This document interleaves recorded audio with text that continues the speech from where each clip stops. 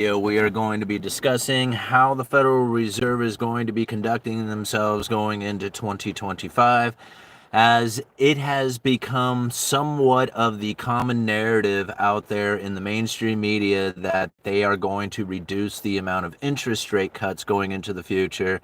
And there is a lot of speaking going on with the idea that there is going to be even raising of interest rates. I find this to be quite amusing considering some of the things that were being stated a year ago at the end of 2023 and then even going into like the first part of the year, as many economists, many people out there were discussing the idea of reducing interest rates all the way to zero and these massive emergency interest rate cuts and all kinds of stuff that was being talked about at the time. But yet the Federal Reserve has essentially been sitting on their hands. Like they really haven't been doing anything at all. Like there's been some interest rates adjustments that have taken place over the last, 3 months or so.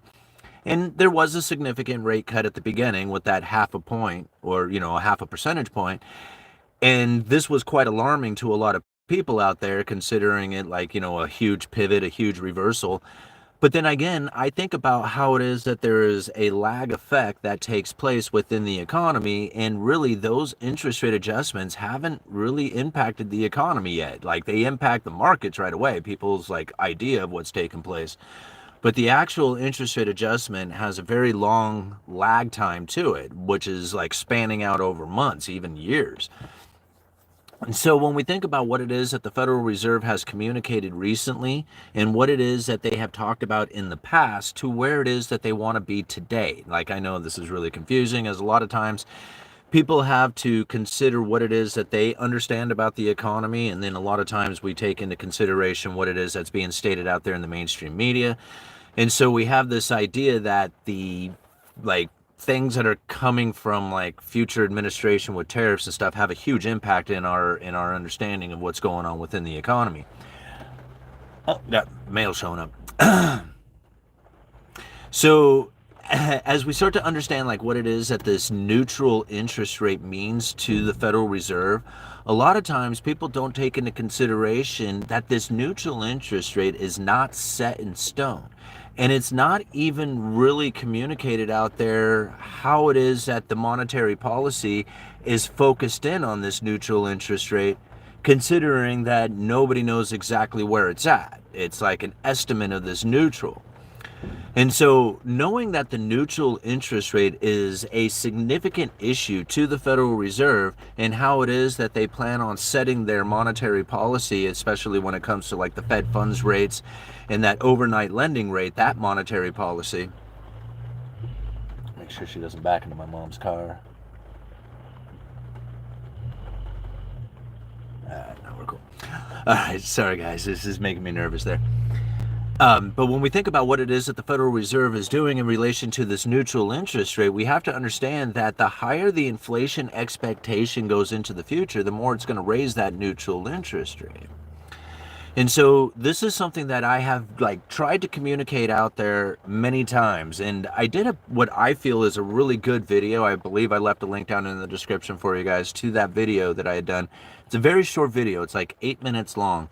And it describes how the neutral interest rate is impacting the economy. At the same time, the Federal Reserve was maintaining a higher elevated interest rate with the Fed funds level. And if this neutral interest rate, it continues to rise and becomes ever closer to the Fed funds rate, it makes it less restrictive in the economy. So as we wonder why it is that we saw such a hot economy, or at least the idea of a growing economy or a resilient, there we go, that's the word I should use because that's the way they use it in the mainstream media, such a resilient economy, is because the actual restriction upon the economy has diminished as the neutral interest rate becomes elevated off of the inflation expectations. And I know for a lot of people this is like incredibly confusing. I'm trying to keep it simple as I can, but this monetary policy isn't simple because a lot of it has to come down to psychology and how it is that people are understanding the monetary policy and conducting themselves in relation to that understanding. But if they misunderstand the actual strategy coming from the Federal Reserve, that works in favor for the Federal Reserve. again, if people are misunderstanding of the monetary strategy coming from the Federal Reserve that works in favor of the Federal Reserve, mainly the elevated inflation expectations. And so when we think about, like, even Donald Trump, I think, is kind of using this to his advantage. Because you think about it, like right now, there is a lot of communication out there of future inflation expectations, whether it's from however you want to look at it, right? It's just like, tariffs or, whatever. There's this, I mean, because it's all, to me, like I say it whatever, not like to discredit it. I say whatever it is because it's all hypothetical.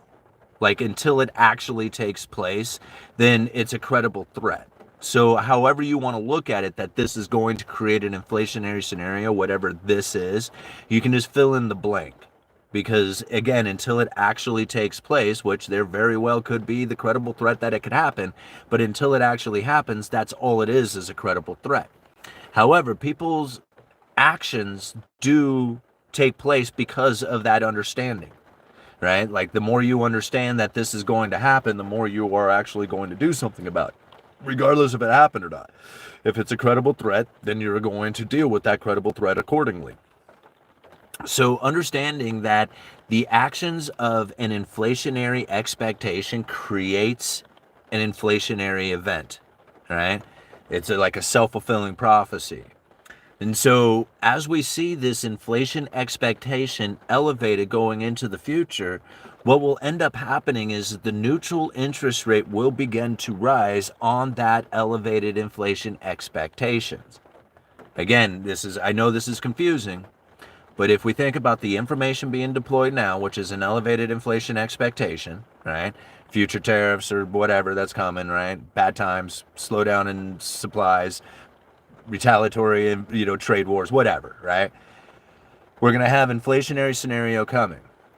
That elevated inflation expectation then forces the outcome, right? If you have an inflation expectation, self-fulfilling prophecy. With the self-fulfilling prophecy of an elevated inflation expectation raising the inflation, the neutral interest rate will begin to rise. So as that neutral interest rate begins to rise, it gets ever closer to that Fed funds rate. So think about what Donald Trump has done right now with the mainstream media, deploying this information so that here in about, 3 months ago, or whatever, how long ago this has been taking place, he gets into office. A few months into office, the elevated inflation expectation, raising the neutral interest rate, is now truly affecting the economy with a less restrictive position. He doesn't have to do anything. He doesn't have to do anything at all. He has already deployed the stimulus package, so to speak. He has already put that out there. And the more he pushes that, that narrative, or it's not just Trump, like the mainstream media in general, because they've all been saying the same thing, right? And the more they push that information, the more robust of a stimulus package this is going to be by the time that information really starts to affect the economy. And again, if it raises the neutral interest rate and makes that ever closer to the Fed funds rate, which they're sitting like, oh, hey guys, we may have to stand still. We may, whatever. We just lower a couple of times. It gets ever closer to that neutral position. That's less restriction taking place within the economy. And I know this is really it's probably one of the only places that you're going to hear information like this. Like I look for neutral interest rate information out there. Very few people talk about it.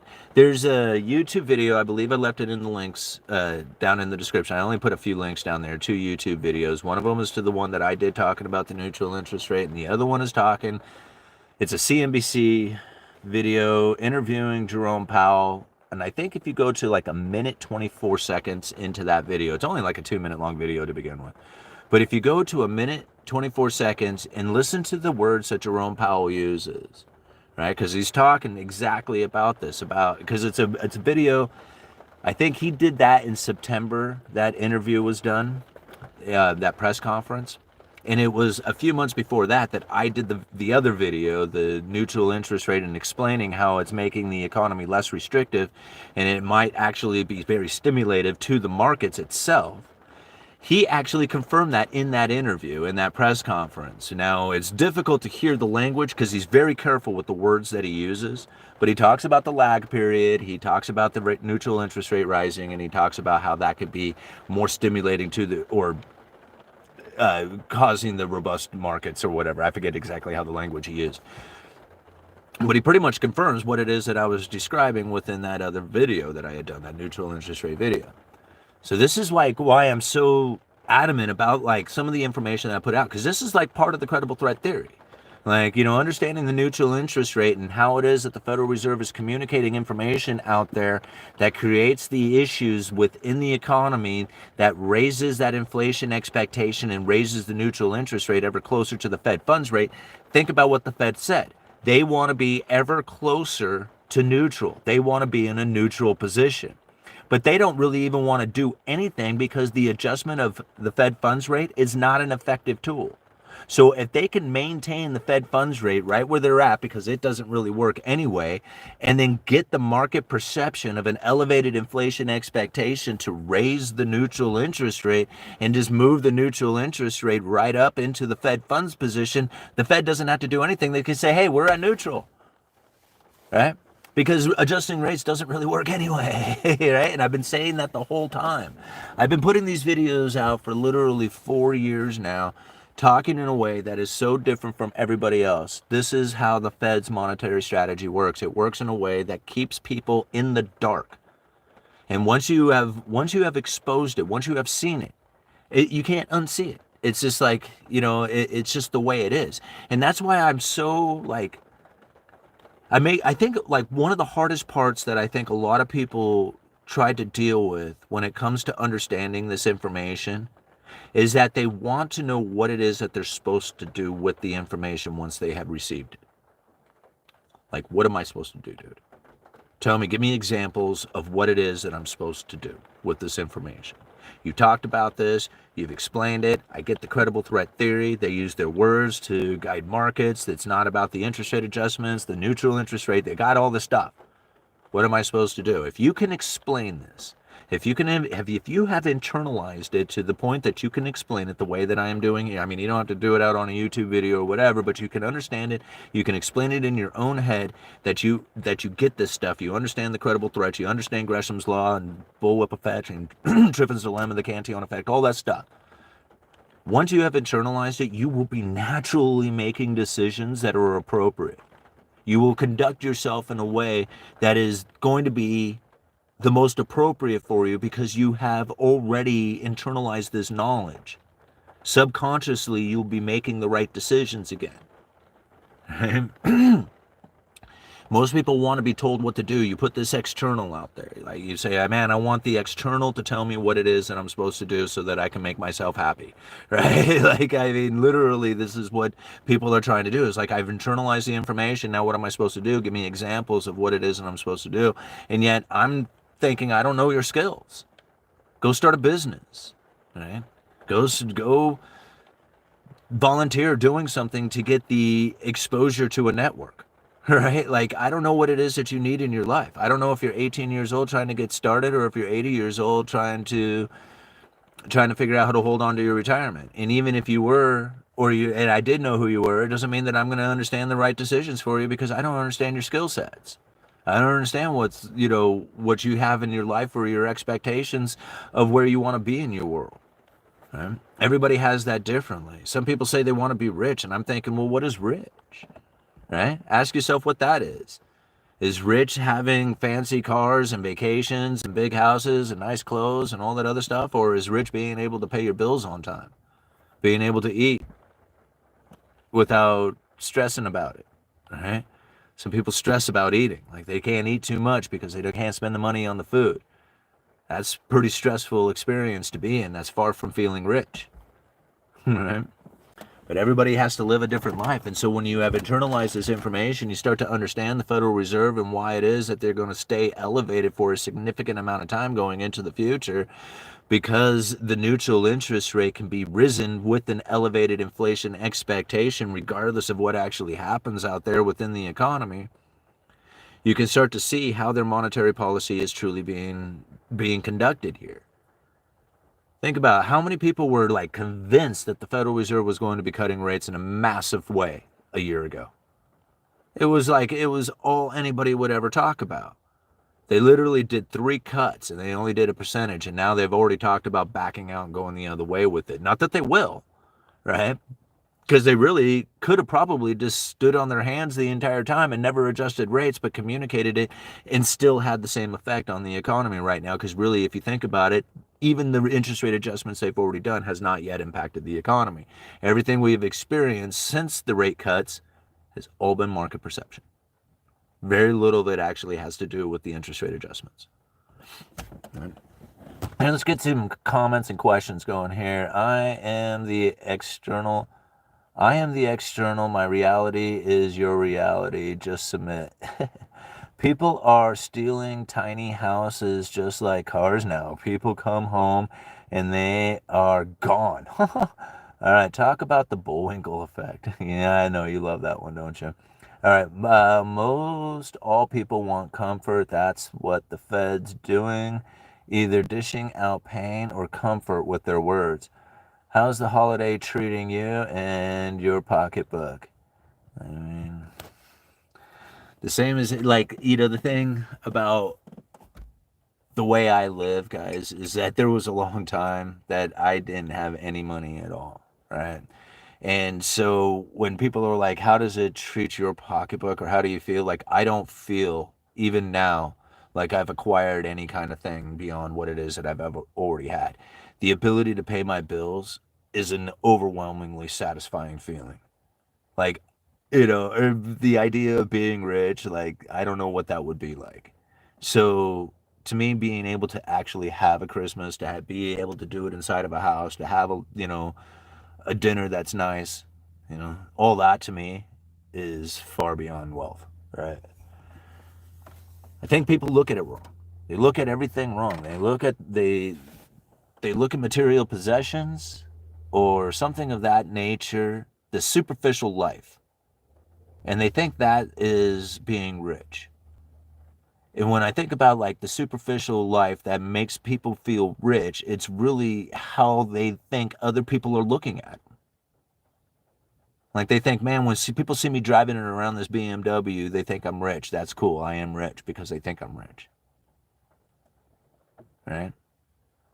I don't think about that at all. I drive around and I got this right next to me over here. I got the S10. I drive around in that S10. I don't think anything about whether or not somebody thinks I'm broke or have money or can afford a car or not.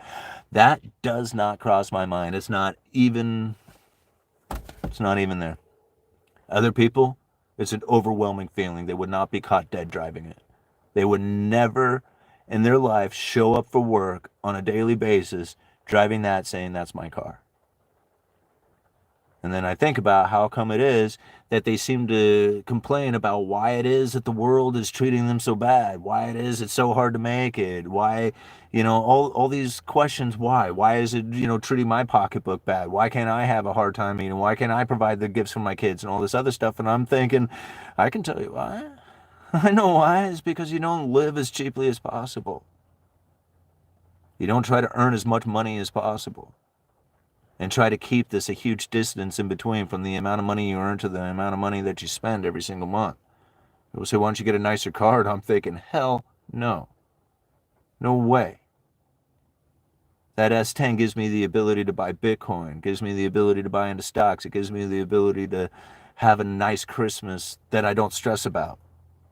Right? That's why I drive the S10, is because I don't like living in stressful feelings, even though other people might look at it and go, dude, why don't you get a new car? I'm like, no way. I ain't gonna get one. All right. Nothing wrong with an old car. No, absolutely not. And I mean, that's just the thing. Like, who do I have to impress? What is it like? To be honest with you, being up on stage, I've had more people come up and say, dude, that is just amazing that you were able to pull that off. Nobody, like, the only people who give me a hard time about my car are people who are on the internet who don't have anything to do with me really other than watching my video. I don't know who they are. They'll give me a hard time about my car. Nobody I know personally gives me a hard time about my car, right? They all know I could buy whatever I want. They all know that I live broke as hell. They all know me. They know that I'm like, that's what's funny about it. Having the YouTube channel kind of, get as big as it did in such a short amount of time. It's amazing to find people, even in my area, who have known me for a really long time, still don't know I have this channel. They don't, right? And then they come up and they're like, dude, you have this huge channel. It's 150. It's just about ready to hit 150, right? 150,000 subs. And, they're like, man, this is amazing. I didn't know you had this going on. This is crazy, And I'm like, yeah, man, it's been going on for some time. It's pretty cool. And then they always ask the very next question, do you get paid? And I'm like, of course I get paid. And I wouldn't be doing this as much as I have if I wouldn't. No, that's not true. Actually, I'd probably be out here doing it just as much as I always would because I'm learning so much. It's the whole point of the channel to begin with, and one of the reasons why I don't even pursue a lot of the things that would actually make a lot of money on this channel. All right, I'm just babbling. What do we got here? Let's talk neutral rates. I don't need money. I dumpster dive for food. Okay, good for you, Dave. All right, I'm almost $300,000 on my car. Oh, $300,000, 300,000 miles. Here we go. On my car, and it seems to still be running fine. Well, good for you. I mean, that's the thing. Like, you think about how far you could drive those vehicles, and every single month that you are not making a payment, you could be making a contribution to a stock portfolio or Bitcoin or silver or gold, or just saving it for the opportunity to buy something in the future for that buy, for like when, the stock market crashes or whatever. I mean, I wouldn't hold on to the cash forever, but it'll give you that position to finally have some dry powder that you can work with. All right, let's cruise down here to the bottom. I go to meat sales.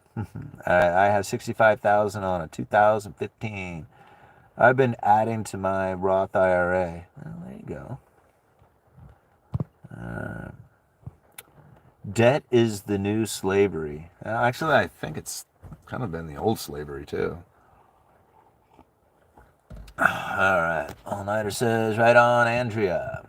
What did Andrea do? I'm not sure. All right. Anyway. Yui, what's your thoughts on these drones? Seems like many over my place last night. They are far west as Cali and far east as New Jersey. I don't know, man. I mean, I guess it was only a matter of time before, but it's like, what is it that you're going to be able to do or hide from this? Like, to me, I don't know what it is that I can exactly do in my daily life to change any of that stuff. So to be in a fearful state of mind because of it is going to push you into like a lower vibration and make it very difficult to make decisions about other things that are important in your life. Now, I'm not saying that the threat of these drones might not be substantial. Like, who knows what it is that can actually, happen because of it. And considering some of the drone footage that I've seen taking place, like, like over in Ukraine or whatever, it can create an environment in which that it makes it very difficult to operate in, just because of that fearful mindset that would come of it. So I'm not making excuses for it, but again, because there's not a lot I can do, I'm not going to really invest that much time and effort into fearing about it, right? To live in that fearful mindset. I don't know what it is that I could do, right? Except for spread information about it that other people won't be able to do anything about either, All right. Tell me how the Fed's monetary policy means anything without government spending. Okay.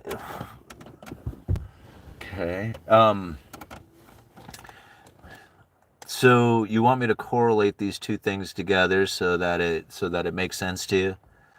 I don't know why. I mean, I think about these things in different fashions. Like, I look at them independently of everything else. Like, the Federal Reserve's monetary policy and what it is that they're doing with it. Because most people are saying, no, these two are like, coincide. They must be together, essentially. Government spending, Federal Reserve actions, monetary policy, these two are simultaneous, like symbiotic. One is the other, 6 and 1, whatever, like however you want to, like joined at the hip. Okay. That could give, I mean, I understand the appearance in the way that it is spoken about and even conducted as of today. That would be like, okay, yeah, I would agree with you on that. The only difference that I would say is that the Federal Reserve doesn't have to buy those treasuries. Okay? They don't have to buy the treasuries. They don't have to participate in the purchasing of U.S. debt, which would drive the U.S. government even deeper in the debt. They do not have to do that. Right? Now, they do it, right? And there is essentially the promise that they will do it. But that U.S. government debt is not the only thing that they have to purchase. They can purchase gold. They can purchase special drawing rights. They can purchase mortgage-backed securities. And they can purchase the debt of a foreign nation. They could buy the debt of a foreign nation. Right? Put that on their balance sheet. Issue out Federal Reserve notes? Seems odd. They got the legal authority to do it. Ben Bernanke talked about it back in 2001 in a speech that he had given talking about deflation and how to prevent it from ever occurring here. And that the asset purchases of quantitative easing was to push the United States government into an unsustainable debt path. Now, he didn't say this exact words like this, but this is what I got from it. That if they were pushing them into an unsustainable debt path, that they could move over into those assets of a foreign nation, essentially broadening the scope of available assets for them to purchase. All right. See, it's not just the United States government that they're working with. They can do a lot more. Now, they don't typically interfere in the foreign exchange market of currencies like that. That's not their job, and they've even admitted that that's more of the United States government's issue.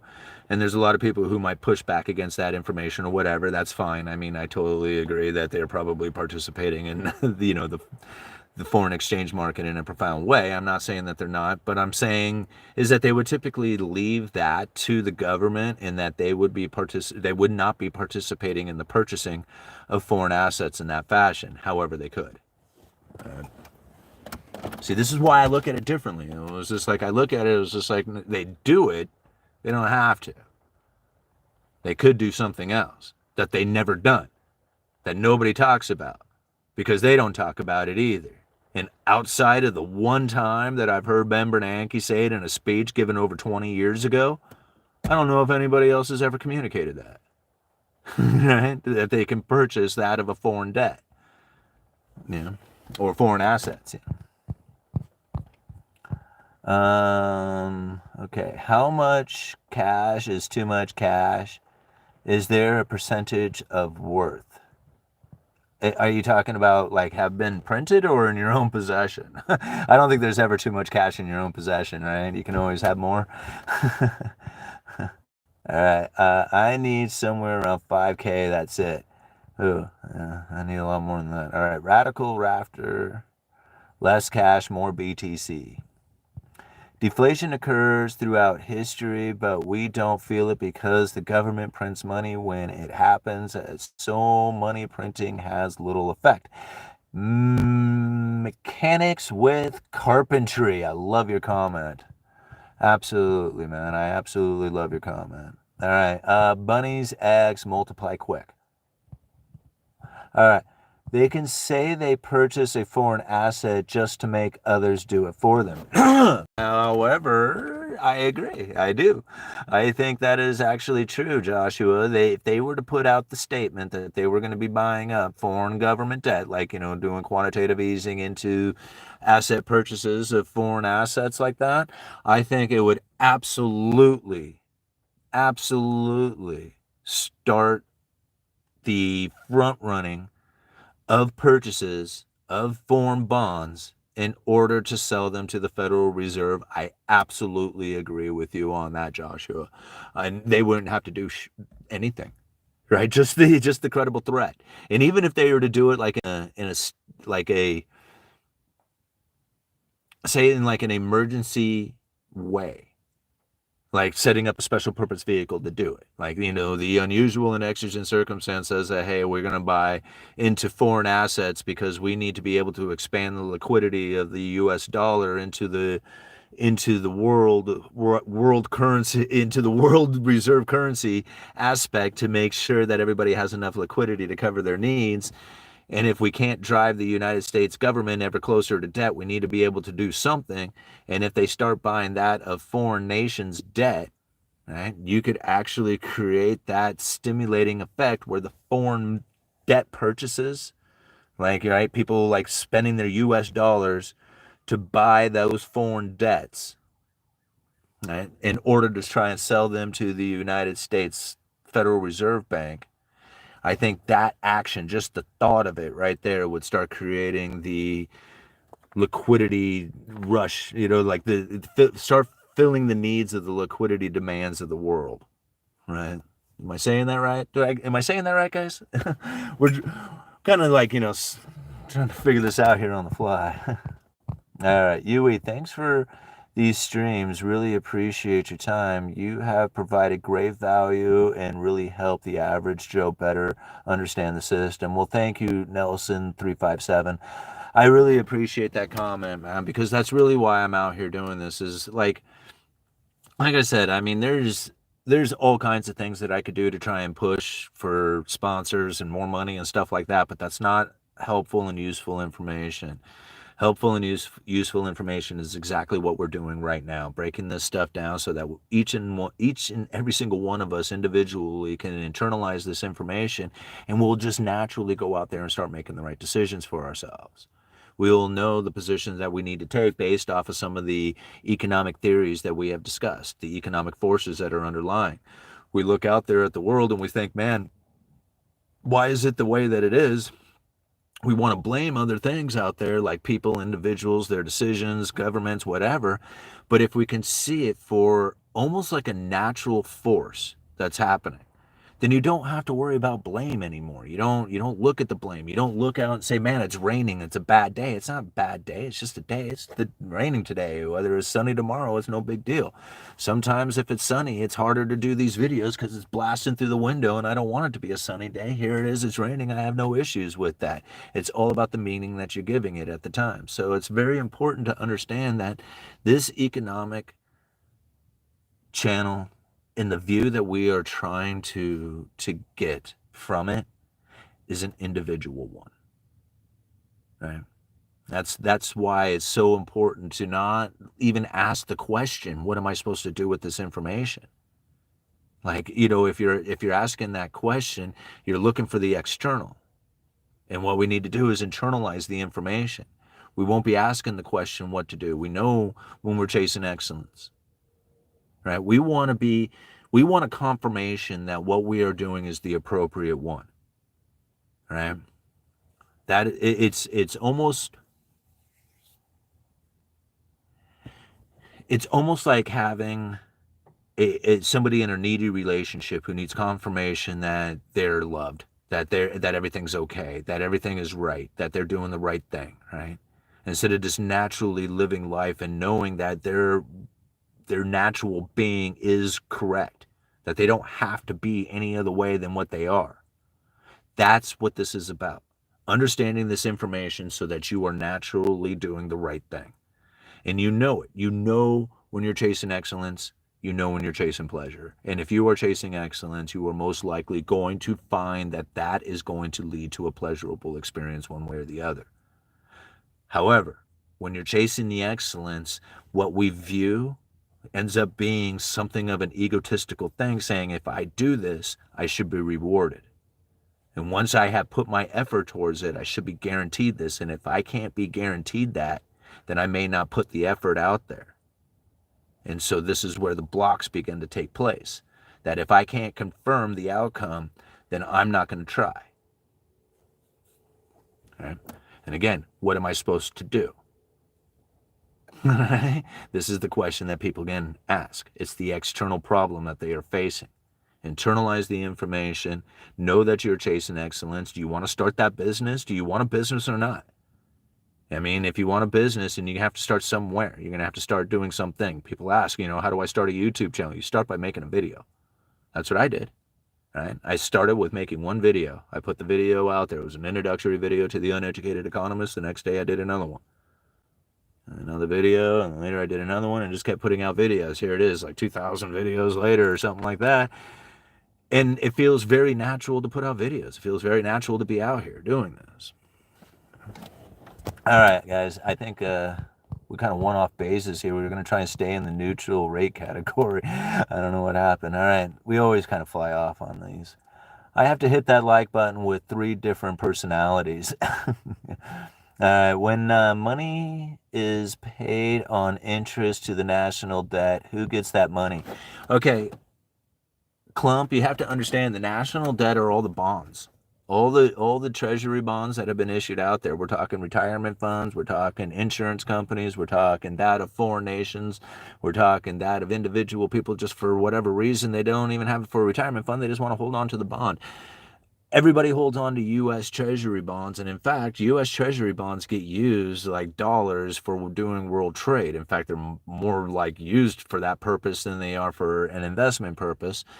When you think about how many transactions are occurring around the world every day, a lot of that is not necessarily done in cash because cash has transaction fees and storage fees or whatever. The Treasury bond at least pays an interest rate to it. So understanding that the Treasury bond itself is the national debt, that's what it is. And if you are talking who's getting paid, everybody who owns bonds. That means all the retirees, all the insurance companies, all the foreign holders of it, all those people, everybody. Right? They get paid. Every time the national debt gets paid, those are the people who are getting paid.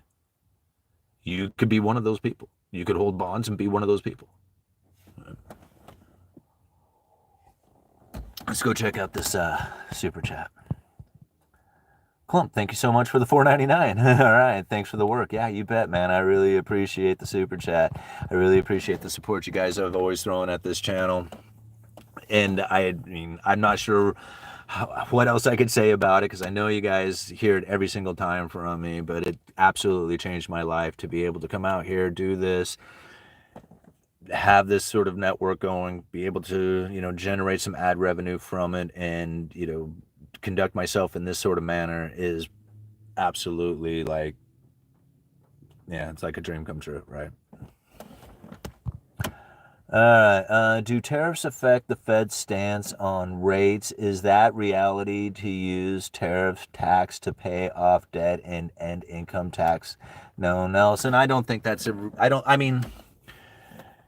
theoretically, I guess so. Sure. If you want to kind of break down all the logical reasonings behind it, I guess you could probably come up with a bunch. But the reality of the situation is that think about what is happening right now with these tariffs. Like even the question itself, Nelson, is now puts you in a position in which that you are trying to consider what it is that you need to do based on a future expectation of something that has yet to occur, right? Like you want to preemptively do something about this. Now, understanding what this is doing to the neutral interest rate and the Federal Reserve stance upon it, right? Because the second part of the question is what is the Federal Reserve, right? What is the Federal Reserve stance on rates and when it comes to these tariffs? All right. So now when we have to think okay, the credible threat within itself is going to raise the inflation expectation, which is going to end up raising the neutral interest rate, which we can't necessarily observe, but we can assume to some extent that it is going to go up as opposed to down, right? And if it's going to go up as far as the neutral interest rate, it's going to increase ever closer to the Fed funds rate, which is going to make the economy less restrictive. Right? And there's proof of this concept in the links down in the description to that interview or the press conference with Jerome Powell, talking very much along these lines. It's hard. You have to listen to the wording of it, and it's like 1:24 into that video. It's only like a 2-minute video. But if you listen to it and listen to the wording, he's very careful in the way he chooses it. That's why they chose Jerome Powell to be the Fed chairman, is because he knows how to use his words carefully to not give away too much information. that when he does state something, he states it in a particular fashion that leads you to believe in that direction. He's like the world's greatest gaslighter in history.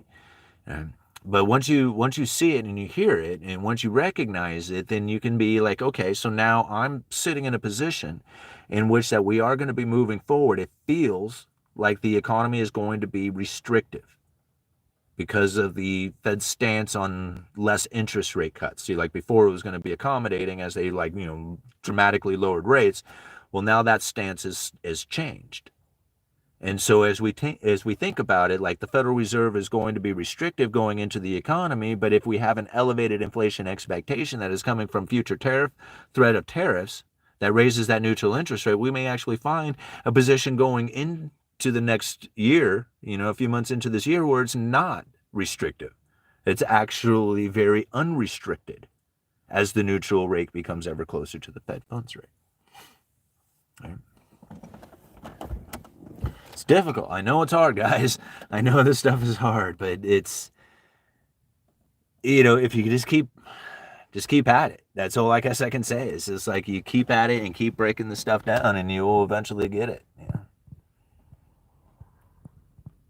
Simon, do you think Trump is likely to be aware of how the Fed operates now and may be willing, therefore, to back them up by making policy credible threats, if not outright actions like tariffs, etc.? I think this is it right now. I think the tariffs, like the credible threat of tariffs, is a benefit to the Federal Reserve. Like they want to get ever closer to neutral. Right? Think about that. Just step back for just a second, regardless of any of the information that you're going to hear. The Federal Reserve said they want to be closer to neutral, right? Meaning neutral's here, they want to get closer to neutral. But if they're here, neutral comes up, then they might not have to do anything, right? They can just be like, well, maybe we'll just make a couple of rate cuts, and if the neutral interest rate can rise. How do we get the neutral interest rate to rise? Like a few months ago, they're all sitting around going, how do we get the neutral interest rate to rise? We need an elevated inflation expectation. And Donald Trump steps up and says, hey, I got you, boys. Hold on one second. Grab me that mic. Give me that thing. Hey, y'all gonna get a bunch of tariffs. You're gonna get nailed. We're gonna annihilate you all.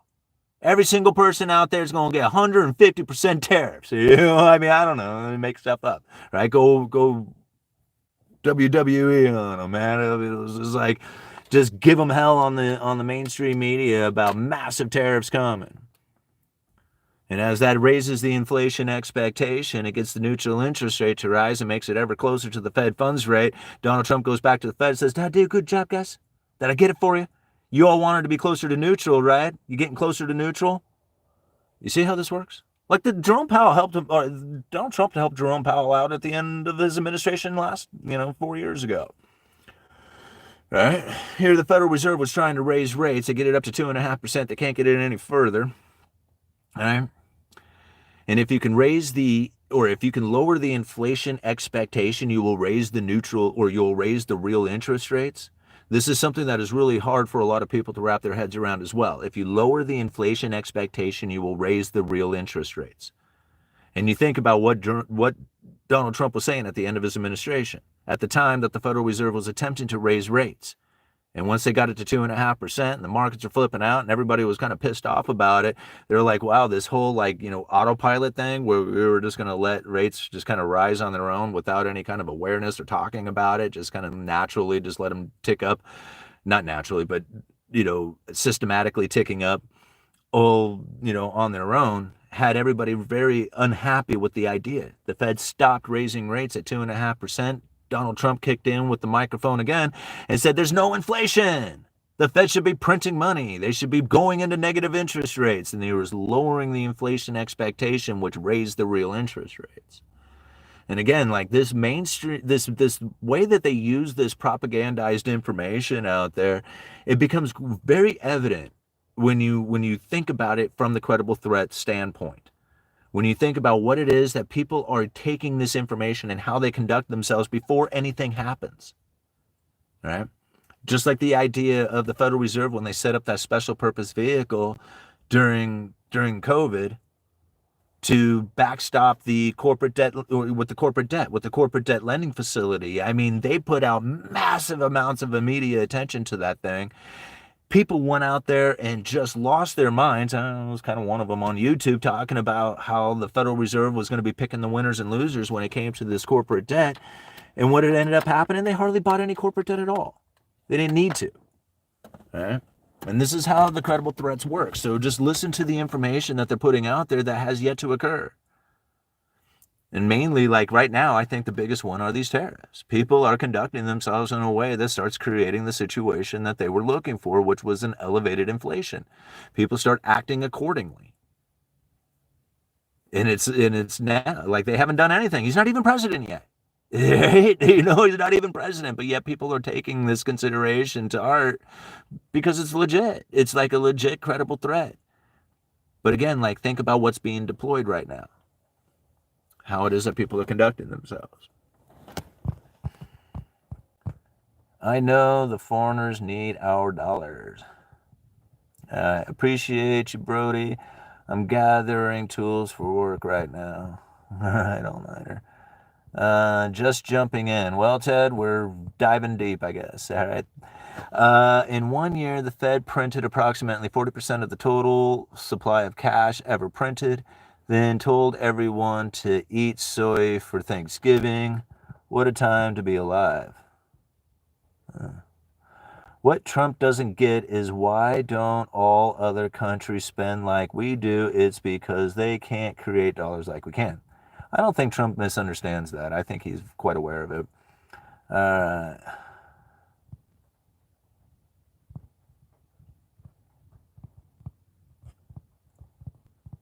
Okay, cool. Let's cruise down here. We got Tom Flo with the $5. Thank you so much. Any thoughts on privatization of Social Security?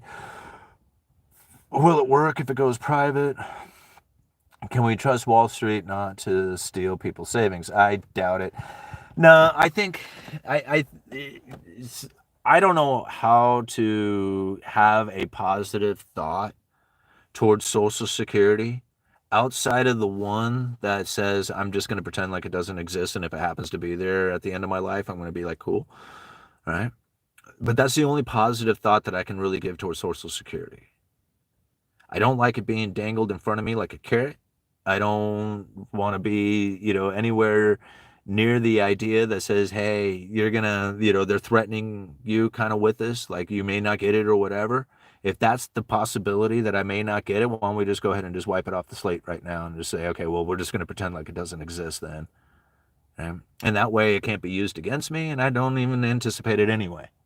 Right? And when I look at it on my pay stub, as far as them pulling money out of my check, it's the old people tax, right? It's to help deal with the fact that we have old people who live in this nation, and I'm just going to consider it that. And that's it. Like I don't put that much thought into Social Security as far as being something that is going to be viable, usable, savable, or anything like that. Like, whether the government deals with it or Wall Street deals with it, one way or the other, it seems to me like it's going to be something that is going to use as power leverage over us. Okay? So I say take it into your own power, right? Like if it, participating in the Social Security thing, again, like I consider it my old people tax. If it happens to be there at the end of my life, awesome. If not, didn't count on it anyway, planning my own future anyhow. Right? And that's the way I look at it. We have the gold machine. The other countries have the toilet paper machine. Yeah, kind of. Simon, thoughts on Bitcoin strategic reserve and how it's been sold to the public as a way to eventually pay down the debt? I think it's kind of lunacy. Theoretically, again, and if you want to put the logical, evidence towards it, you could probably come up with a pretty good reasonable expectation that it would work. I just don't believe it. Right. I don't believe that having a Bitcoin reserve and somehow paying down the national debt is going to work. Now, the main reason is that in order to pay down the national debt, you would have to assume that the dollar still exists. If the dollar still exists, right, and you have a good currency like Bitcoin, regardless if it's being used as a reserve or not, people will hoard it and it will not be able to be used as a currency because it's going to be hoarded away. That's Gresham's law. So understanding Gresham's law says that anything outside of a dollar-based system is not going to work. Until the dollar absolutely fails, there's nothing you're going to be able to do to introduce a new currency into one of already existing dominance like that of the US dollar. And again, the reason why, it's not because the dollar is awesome, right? Again, it's not because the dollar is awesome. It's because the dollar is the bad currency that is going to be used until it collapses. Once it collapses, then a good currency can step in. Until then, a bad currency isn't going to work, right? Nobody's going to use a bad currency. That's like, it doesn't make any sense that a bad currency is going to take over a bad currency. A good currency will be hoarded away. So again, this is Gresham's law to understand that there's nothing out there that's going to compete against the dollar. There's no other system that can step up, especially one of a limited reserve, like, that of Bitcoin or gold or something where you can only have so much of it in existence. If that is the case, then you will find that they will hoard that money. They will hoard that money away, that limited currency. And then it will not have enough of it to be able to do the transactions. That's why the dollar is in existence. Understanding Triffin's dilemma, right? Understanding that if we are going to be the provider of the world currency, we have to be the debtor nation. It's not good. It's not a good thing, right? I mean, it is a good thing in a lot of sense in the way that we are able to acquire a bunch of the world's production without putting out a whole lot of effort, but it will come to an end, and it causes massive separation here in the United States. So understanding Triffin's dilemma, understanding Gresham's law, understanding how these things are creating the situation that we are now in, where we have this bad currency of the US dollar that absolutely dominates the world with no other way of creating a competitor. You can't do it. The only way that you are going to be able to take the dollar off its pedestal is to share a symbiotic relationship with it, meaning that you trade one-to-one, or at least a set amount, right?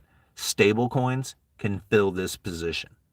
People will look at stable coins the same as they look at the dollar, but the stable coin doesn't necessarily have to be backed by dollars once the dollars have been removed from the system and people are using stable coins. The stable coin can be backed by anything at that point.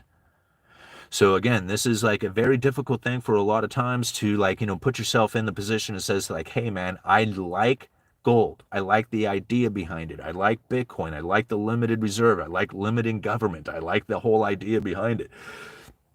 I do too. Don't get me wrong. I'm a huge fan of gold and silver. I buy Bitcoin, right?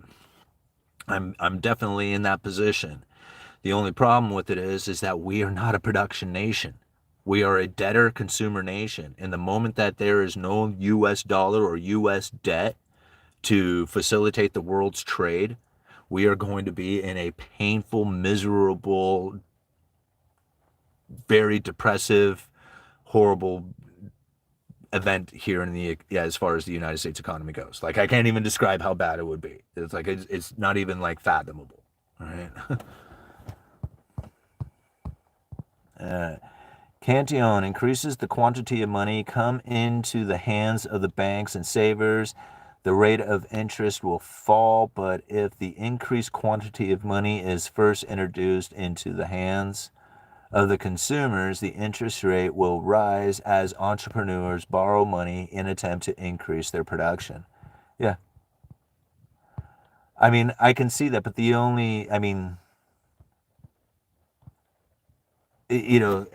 can see that, when it comes in, like, if you put the money into the hands of the consumers first, like, I think the idea behind this is like, if we were to figure out how new money comes in and goes to the consumers first, they would deploy that money into the economy and the economy would fire off. Essentially, it's something kind of like on that nature. I don't know if that's what you're trying to say, Nelson, but anyway, I think this is kind of like the idea behind it. The only problem with it is that if it's new money that is coming in, which is the only way that you're able to put this money into the consumer's hands, just by creating new money and putting it there. Once you do that, what's going to end up happening is as that money starts to get spent, it will separate the rich from the poor. It will find its way up to the top, and the people who then have acquired it will have separated themselves from everybody else. And the more this new money comes in, the more the separation continues to take place. I mean, I guess you can put the idea out there that you can have a lot of government intrusion in the idea of like taxing the rich and giving it to the poor. But, you know, I don't know what incentivizes people to then go and get rich. You know. What do you think about the Fed and the bank's off-balance sheet liability risk? I don't know. I mean, I guess I would probably have to do a little bit more, like, research into some of the things that are kind of more recently talked about it. But if you're talking like maybe lending money to banks who then take that money off and go and buy like into Wall Street and stocks and stuff like that, I think that's probably a game that's been played for quite some time. That will be the greatest reset, and the meek will inherit the earth. Yeah, I wouldn't look forward to it. All right, spend the dollar. Bitcoin will be one of the assets that give confidence in the dollar. Save in Bitcoin, spend dollars.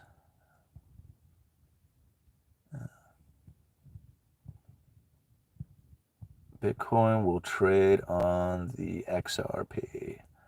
Make deflation great again.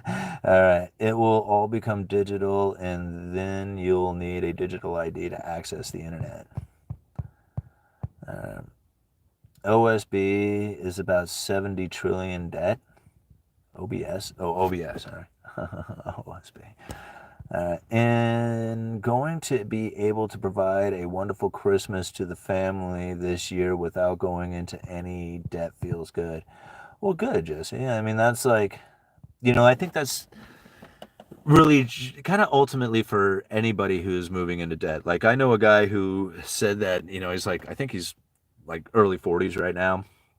And he said that he has never in his life, since the time he was 18 years old, not had debt, whether it was a car loan debt, credit card debt, something of that nature. He has always had debt. And he has recently inherited a little bit of money, not much, but a little bit.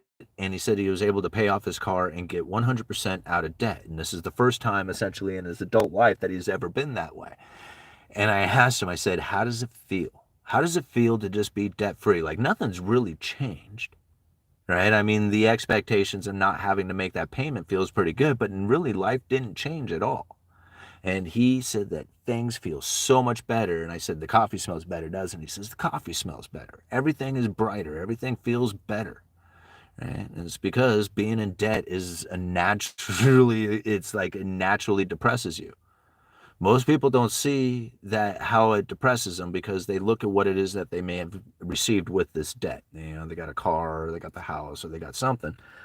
But it's that future expectation of having to come up with the money to make that payment that makes it very mentally deteriorating along for a lot of people out there.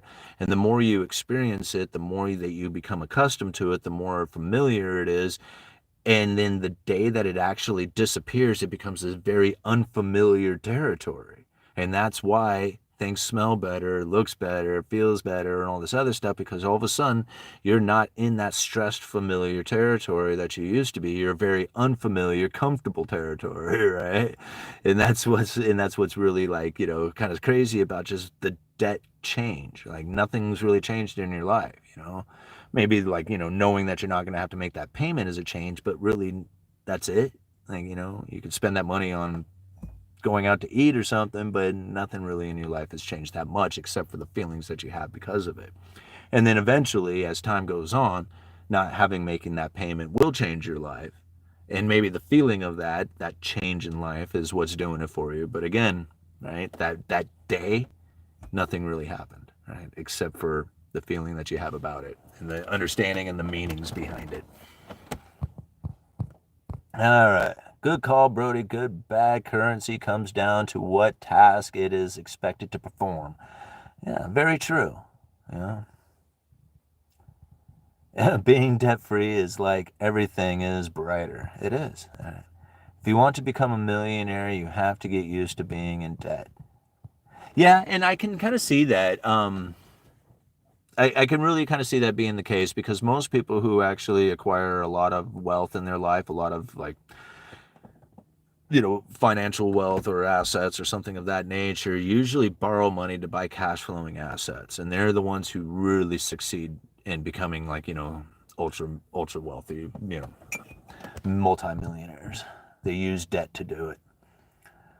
In the recent Fed meeting, Powell said that he will be timing back on securities. What usually happens when they do that? Well, until they actually do it, I mean, we're gonna have to see what that actually look like. But I'm assuming that is meaning like the rolling off of the balance sheet, and so the quantitative tightening would essentially come to an end. Right now, what they do is they allow a certain amount of securities to roll off the balance sheet, meaning as they come due, instead of reinvesting those back into new security or into more debt, into more U.S. Treasuries, they just take the money out of the economy. Right? So this is basically the Federal Reserve getting paid back. And so they may reduce the amount of securities that roll off the balance sheet. And in that sense, essentially trying to provide a little bit more liquidity to the market. You can kind of see like almost like a need for this as the repo facility is winding down. A lot of people are getting very nervous about that. However, the Federal Reserve has pretty much already communicated that they are ready to start providing liquidity to the banks through the discount window, and trying to alleviate the stigma that is attached to that discount window. So it makes sense, like when the repo facility does come to, like, whether it winds to an actual end, I don't know if that's the case, but when it's no longer being used and the liquidity is coming through the discount window, people will look back at all the worry that they had about the whole repo facility and then wonder why they even thought about it, because really the discount window and how the Federal Reserve was injecting liquidity into the banking system, that was essentially the original way that they had done it anyway. Right? So it's just kind of like going back to the old ways somewhat. And of course, things have changed some, but anyway, I don't know why I went off on that.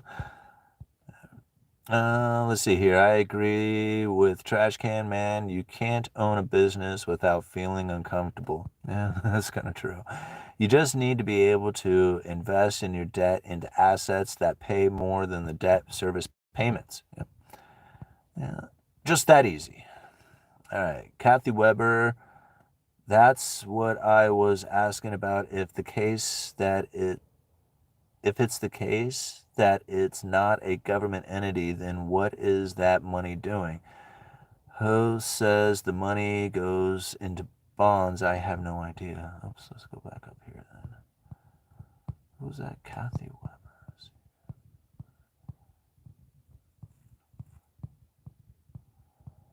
No. Okay, well, I'm sorry, guys.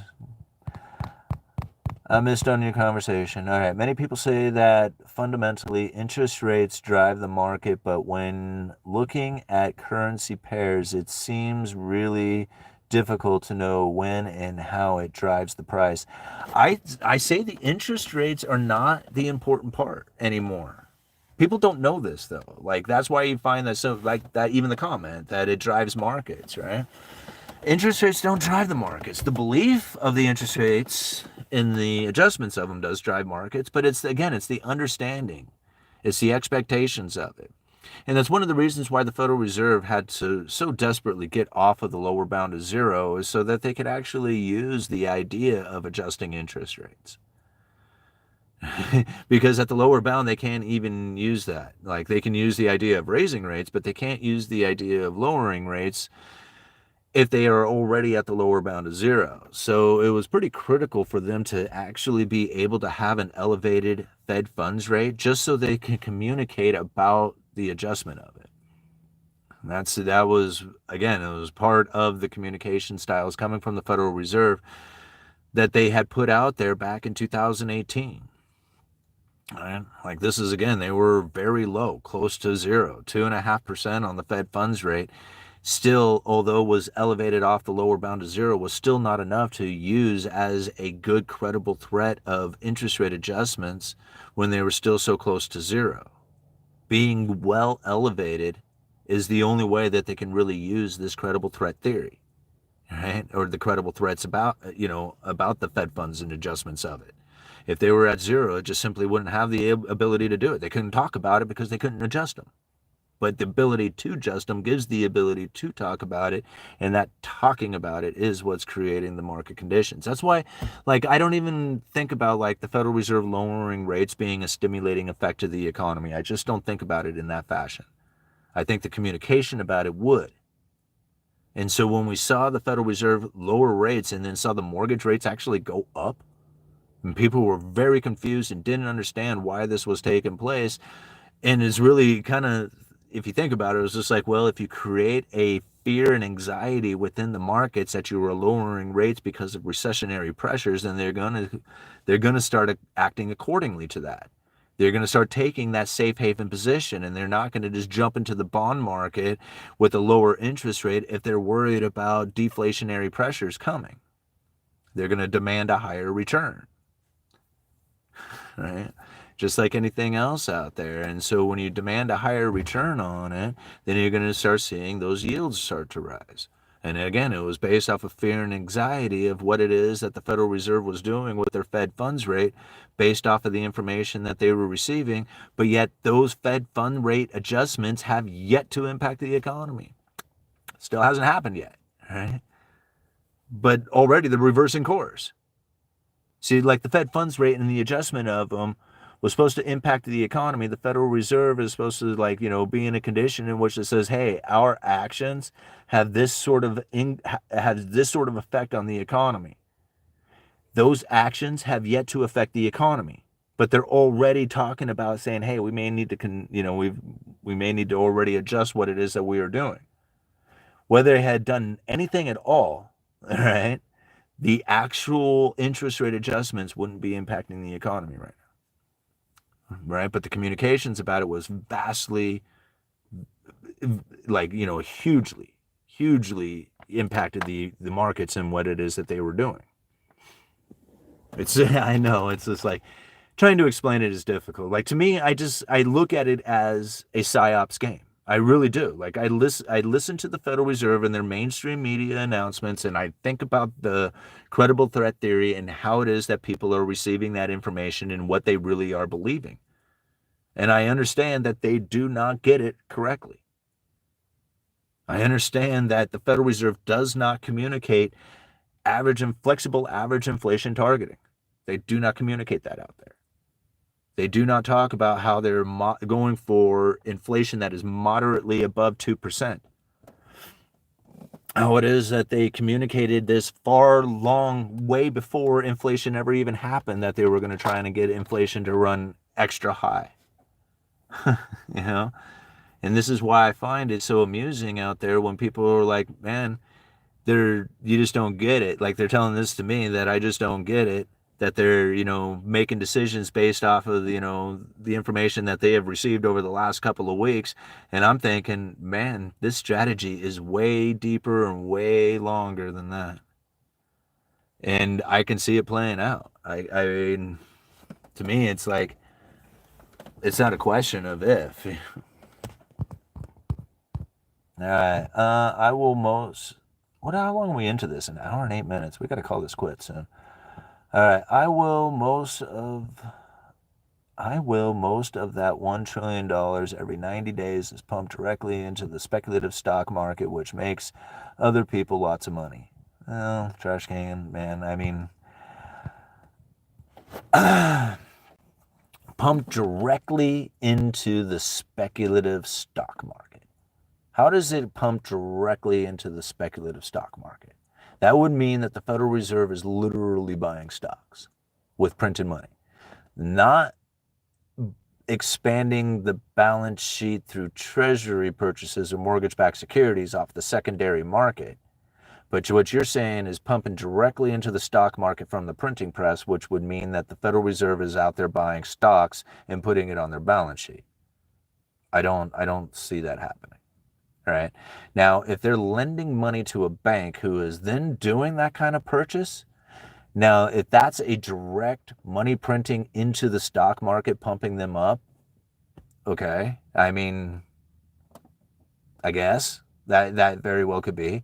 This is the same issues that they had faced back when they actually shut down the discount window. Well, they didn't shut down the discount window, but made it a stigma to use the discount window because banks were borrowing from the discount window and doing exactly that, shoving it right into the stock market, creating the stock market bubbles that we had anticipated. So to me, like, although that is a possibility and a concept, I would only assume that there's probably safeguards to that whole thing, creating, denying them the ability to destroy themselves with stock market bubbling from the printed money. Right? I mean, I know I'm just kind of babbling here on this, but like I understand the concern behind it, and I understand like the logic behind the threat of it, but like the actual ability to create a situation in which that it destroys the banking system or creates it, or even like, separates the rich from the poor, I think that's happening anyway regardless. Like anytime you ever have new money coming in, you can look at the symptoms of how it's taken place, and that could be one of them, but that's going to happen regardless. Right? Whether it's through that particular channel or a different one. And it sucks. I don't like it. Like I know, like, it sounds like I'm making up excuses or something for it.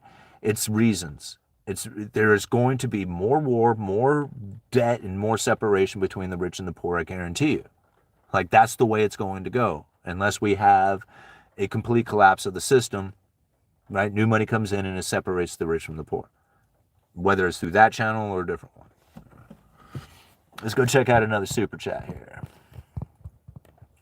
We got Mr. G Rattlesnake. I love it. $2 Canadian. Thank you so much. Thoughts on energy if BTC becomes a reserve asset? It's not going to become a reserve asset. It's not. It's not going to become a reserve asset. I mean, it'll go. I'm not going to say banks won't put it on their balance sheet or something of that nature, right? Like, but it's not going to be a reserve asset in the sense that we are going to be using it to do transactions around the globe, right? People, it's like, I mean, how important it will hold. It will hold a same, like, it'll hold the same position as something like gold does for the banking system, right? Like, how important is gold to the banking system right now? It's pretty important, right? But is it being used as a world reserve currency to do transactions, or are banks just holding on to it to be somewhat outside of the dollar that has something that everybody else recognizes? Here's the only thing. BTC is priced in dollars. Like, nobody looks at BTC and says, oh man, I got one BT to how many ounces of gold? Try to figure out how many ounces of gold to BTC and then figure it out that way. No, everybody does Bitcoin to dollar, meaning that the dollar is the existing currency and everything's priced to that. Right? I just don't think a limited reserve or a limited currency can ever hold any kind of significant reserve, especially when it comes to like a world reserve currency. If you have a limited amount of currency, that of Bitcoin or gold, what you will find is that the most industrious nations will hoard it for themselves, depriving everybody the ability to do transactions, and they will fall into pain and misery. It's not a good thing. Like, actually, it doesn't matter. To me, it doesn't matter whether they go that way or not. Like, they go that way. If that happens or not. Because I feel like I'm in a position in which that not only have I thought about it, but then I think I might be able to conduct myself in a way that I could handle that kind of situation. Most people, I think, would be suffering the consequences of having a limited reserve currency like that of gold or Bitcoin. Gregory Peck lives. I know everybody thinks I look like Gregory Peck. All right. Okay. Direct is the opposite of what I meant.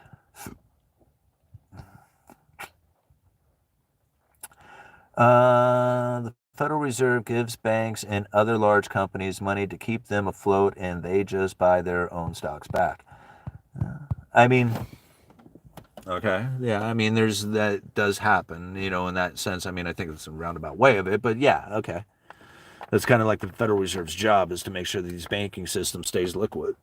Has the ability to continue to issue out debts, that their balance sheet stays, somewhat, somewhat in balance to their assets, to the liabilities. So, I mean, I think that's kind of like the Federal Reserve's job. Again, I'm not trying to give them excuses. I'm just saying that's what's going on.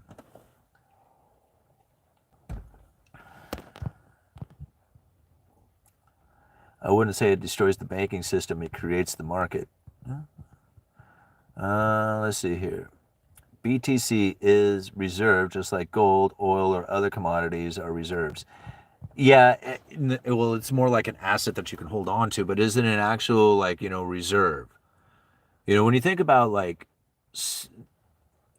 when I think about something that is going to sit on the balance sheet as a reserve, it's something that is going to be accepted the same no matter what. Like, oil has a demand to it based on how much is available out there and how much demand for that particular energy that exists. And now you can say the same thing for gold or silver or even Bitcoin and for that nature. But ultimately, these things are limited in how much is available to purchase or hold, right? Even gold, even though it's still pulled out of the ground today, it's still limited to how much is actually going to come out of the ground. And then it's also limited to how much is actually sitting there in supply that is available, very much like what it is that's going on with Bitcoin. So these two things, when you have a limitation on such matters, then what you are going to end up finding is that they are going to get hoarded if they have a huge demand to them. Right? All of a sudden the prices start going up, you're going to start finding people start pulling that out, start going and investing and buying into it, which is going to limit the amount that is available for other people to buy, which again starts creating the price increases on it. These are the reasons why they're not used as a world reserve currency, is because of this natural occurrence that takes place of the limitation of these particular items that then denies it the ability to perform all the transactions that are demanded around the world. Like, they don't care about the oil, they don't care about the gold, they don't care about anything else out there. They just want to facilitate this transaction. They want to trade their goods and service for other goods and services, and they don't care how it's done. And because of these other currencies out there creating a limitation of it, either they have to lower their price in order to acquire the transaction, or they just don't do it at all, right? And the other one, or you can find a medium of exchange that everybody recognizes, everybody is accepting of, and then it can have this easy flowing ability to it that allows for all the transactions that anybody could ever possibly want. Right? Huge difference in these two. It's like, I know a lot of times people want to say, no, I want my savings to be retained. And that's why we like these limited reserves or this limited currency out there, is because now I can put my money my time towards this particular currency and then hold on to my purchasing power going into the future. This is a good thing, right? And I totally agree with that. And I would say that if that's what you want your time to do, is be preserved within a particular item, such as that of gold or silver or something, then I would say go do that, right? But if you want to be able to trade your goods and services for other goods and services, then you might want to use a currency, that of something like the dollar, which is widely accepted, widely recognized, and available for everybody to use. So you take your goods and services and you trade them over for other goods and services, and you immediately transfer them into what it is that you want for a savings. Just don't save it in the currency, because the currency is meant to do the transaction. Transact into your savings, transact into the other skill or item that you need, or whatever it is. All right, BTC is 0 if someone pull off the power cord. All right, my best rental properties, I don't hold the mortgage. Are you cold sitting out there, Simon? Yeah, my toes are getting a little cold. Sitting here with flip-flops on. Flip-flops. My slippers. All right. The gold machine analogy is not a very good one. Okay. As if we were to have a gold machine, then the gold would, in essence, lose, I'm assuming, value. And the individual that wields the gold machine would be little value. You're missing the point. You're missing the point of the gold machine, right? The gold machine isn't the actual machine. It doesn't exist. It never will, right? It's the threat of what the gold machine could do. That's it. Right? That's the entire thing. It doesn't the gold machine has to have enough credibility behind it that it can exist. That's it. After that, it doesn't matter. The machine doesn't have to, you don't have to have a machine. You don't have to make it work. You don't have to have anything beyond the ability to put the information out there that the machine can exist and is coming, right? The moment that information gets out there, it starts creating the situation in which that they are trying to push, right? The machine doesn't have to exist. Right? It doesn't have to exist at all. And that's the point about it. It's like that's the whole thing. Like even the tariffs right now. Think about how the tariffs are working on the markets, on the people's perception, on the inflationary scenario, and there is no tariff yet. Right? The promise of it, the credible threat of it is very pronounced. Right? Very much like the gold machine and the people's expectations of what it could do to the economy or what it could do to the price of gold. It's the exact same thing. It's a perfect analogy. It's the perfect analogy, and in fact, I don't even think you could come up with one that's better than that, All right, Simon, what would happen if the Fed was ended? Would banks survive without Big Brother? No, not here in the United States. We wouldn't. The reason why we wouldn't is because if you ended the Fed, what you are ending is the fiat currency system. If you end the fiat currency system, then there is no need for the U.S. Treasury debt, right? That's the safe and liquid asset that people use across the globe is the U.S. Treasury. So if you didn't have a Federal Reserve, then you would probably have a collapse of the federal or the federal debt, the U.S. bonds. You'd probably have a collapse of those. Nobody would be using them for a safe and liquid asset. We don't produce anything here in this nation. Well, we don't produce enough, I'm sorry, to say we don't produce enough to maintain our standard of living. So our standard of living would fall dramatically, and we would have to go back to whatever it is that we can produce to try and make it through this world, being able to trade with everybody else out there. Now, considering we don't produce a whole lot, like to maintain our standard of living, people's standard of living is going to have to drop dramatically.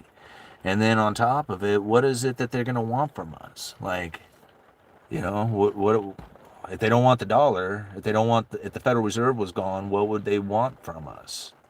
Right? Like we don't produce anything. We would have to, I mean, I guess we could sell them some oil. We sell, we have that. We have some agriculture stuff. But we would be the ones buying the majority of stuff from everybody else, and without any money, like because the Fed ended, then you would have what, just gold, and the gold reserves that we do have would pretty much be depleted within, I imagine just a couple of months. Wouldn't take very long. So yeah, it would be a horrible event.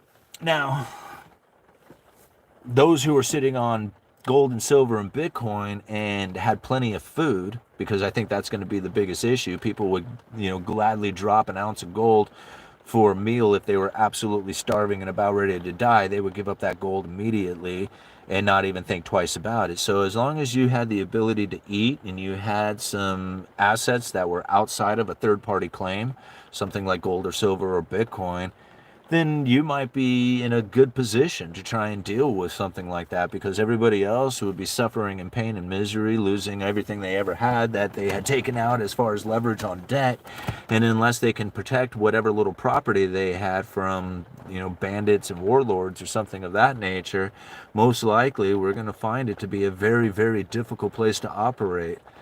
Most people, it's hard to even fathom what it would be like. It's very difficult.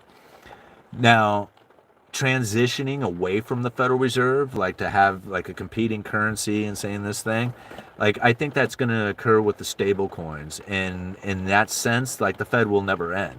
Not at that point. You might end the Federal Reserve note part of things, like the cash, and then it'll move into a stable coin being used for the transactions, and then the monetary policy transferring right through into the stable coin.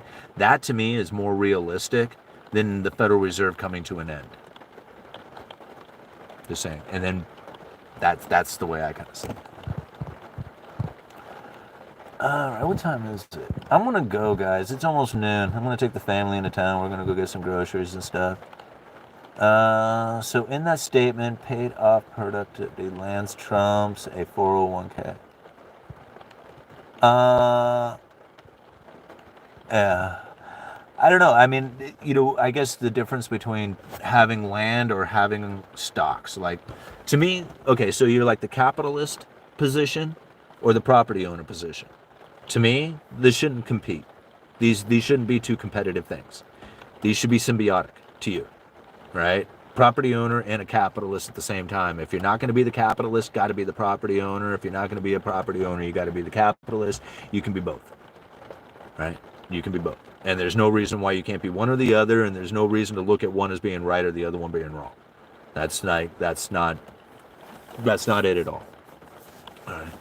There's only going to be a few people out there who are going to recognize it from an early age that if they are going to be a capitalist and not be a property owner, to be absolutely disciplined in their attempt to position themselves in that capitalist form, right? Meaning like buying stocks and bonds regularly, being in that area, being into business of some sort, like, starting businesses and stuff like that. If you're not going to be in that, then you're going to have to be in the property ownership, whether you're buying rental properties or even like getting in with groups of people who do that sort of thing, where you can just participate with your capital. And so you can kind of almost be like a capitalist in the property ownership position, right? So therefore you don't actually have to do anything as the property owner, but your money's being deployed into property ownership, right? Kind of thing. So in that sense, you're kind of like playing both games of capitalist and property ownership. All right, and property for the most part was a safer investment. I don't know anymore. Here's the thing that I found is that I have met a lot of people who have made a lot of money, and I've met some people who've made a ton of money, right? And all of them, like literally all of them did it in real estate, did it with property. Like some of them might have done it with some, businesses or something but like everybody that I know, like all the people on YouTube and everybody I know personally and all that other stuff, they all did it with property. And so to say that I don't want to do it with property is like saying that I want to reinvent the wheel, right? I want to reinvent the wheel into something that it's not ever been used before, kind of thing. When everybody else is out there going, dude, it's the wheel, it's already been invented, it's not that hard to understand, right? It is difficult to get in there and do it, and there is some understanding as far as property ownership goes, so you do it right, but it's not hard to understand that's how people do it, right? Like to say, if you want to be rich, you get into property. Because that's how everybody I know has done it. But it doesn't mean that you can't do it with capital, being a capitalist too. So, you got to figure it out for yourself. All right. Let's see here. I'm not saying that. I'm saying I'm not knowledgeable in realty. Yui, what do you think about Tether's investment in Rumble? 775 million announced after the close on Friday. I don't know. I'd have to look more into it. I'm sorry. I wish I could give you a better answer than that. But gonna make myself lunch, guys. Hope you have a great rest of your Sunday. Yeah, I'm gonna head out myself. We got an hour and 28 minutes into this. We're just gonna go to a minute or an hour 30 and call it good. My first investment was on my financial education. Yeah, me too. Like, I think that's probably the biggest one, right? Is investing into yourself and your understanding of what it is that's happening. If you can repeat it, like, that's the thing. People ask me, how do I incorporate this stuff? If you can explain Gresham's law, Triffin's dilemma, the bullwhip effect, Cantillon effect, the credible threat theory, if you can explain these things, like just out of your memory, you don't have to explain it in detail, but just kind of understand how it works and kind of explain the gist of it. That's internalizing the information. Like it's going to be automatic at that point because you can't help it. It's already in there. It's like once you see it, you can't unsee it. All right. Everything is supply and demand. I agree with that. Yep, got my first fourplex last year and live in one unit. The others pay my mortgage and I make an extra 1.2 thousand per month. Real estate is great route. Yeah, and that's really like what I would like to see a lot of people do who like that fourplex idea, just like that, to me, like if you're 40 years old, trying to figure things out, have no savings, no nothing, I would put it in your head that nothing else matters except for the acquiring of a fourplex unit so that you can rent out three of them and live in one of the units. And I would make that like my mission. If I was to get into real estate, that would probably be like the way that I would attempt to go. Even if you couldn't quite get there, your attempt to try and get to that will most likely land you in some sort of other rental property or of that nature. So I would go for the fourplex or even more. Go for like an apartment, complex or something of that nature. But I would go for that fourplex and shoot for the moon and just see where you can get with on it, because at 40 years old, like what do you have to lose, at that point? So, yeah, I mean, or being able to live on the property somehow. Like it doesn't necessarily have to be a fourplex unit. If you could find property that you can rent out and then live on the property somehow. Live in a barn, live in an RV, live in, your car even, whatever it takes to get a hold of that property, become the property owner, and then have somebody else making that payment for you. That to me right there, if you could do that and maintain that existence for, a decade or whatever, most likely on the other side of that, you're going to be doing quite well, having positioned yourself. Good for that. All right. That's just me kind of babbling out there, not really giving financial advice, just what I would do. Uh, let's see. Don't avoid risk, learn to manage risk. Yeah. Okay, you guys are awesome. I really appreciate everybody joining in on today's live stream. We got 179 people watching with 152 likes. Thank you so much for hitting that like button. Thank you for the $11.54 in super chats, because you guys are always so generous with the super chats and supporting the Uneducated Economist. Yeah, links are down in the description. You guys let me know.